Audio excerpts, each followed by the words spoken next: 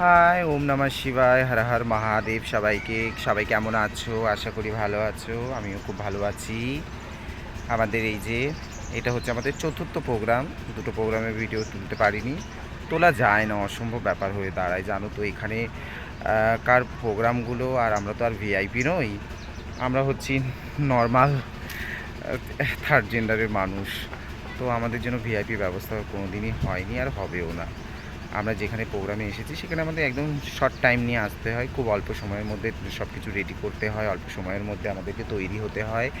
তো এই যে বাড়ির থেকেই এরকম ড্রেস পরে চলে এসেছি। এটা হচ্ছে প্রথমবার, মানে প্রথম টাইমে যখন নাচবো দুয়ারে সেই।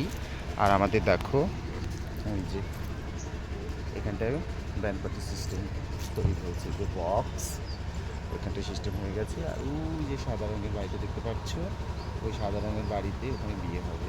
তো এই যে এইখানটাই, এটা হচ্ছে একটা ক্ষেত, ঠিক ক্ষেতেরই নিচে একটুখানি সামান্য জায়গা বেঁচেছিল, ওই সামান্য জায়গা এখানটায় এখন সেটিং হবে, নাচবো আমরা, আমি আর ওই যে আমাদের একটা বন দেবী দেখতে পাচ্ছ, জুম করি, বনের ভিতরে চলে গেছে বাথরুম করতে চলে গেছে। তো এখানে ফার্স্ট টাইম এখনই আমরা লেহেঙ্গা পরে নাচবো, এখন এই চুড়িদার পরে নাচবো। সকালবেলা স্নান করে পুজো করে খাওয়া দাওয়া করে এখান থেকেই রুম থেকেই এসেছি। এবার এখানে আমরা 4-5টা গানে 1-1.5 ঘন্টা বাজা বাজবে, কন্টিনিউ 1-1.5 ঘন্টা বাজা বাজবে। কন্টিনিউ 1-1.5 ঘন্টাতেই আমাদেরকে নাচতে হবে। নাচার পর 1 ঘন্টা 1.5 ঘন্টার জন্য আরাম পাবো, তারপরে মেকআপ করে আবার চলে যাব। তোমার ছেলের বরণ হবে, ছেলের বরণকে এখানে পারছাউনি বলে।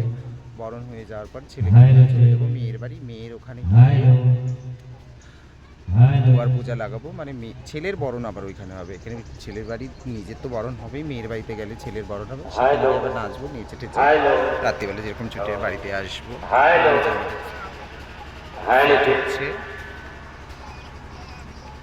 এই যে মহারানী ভিক্টোরিয়া, জায়গাটা ভালো লাগছে, গ্রাম।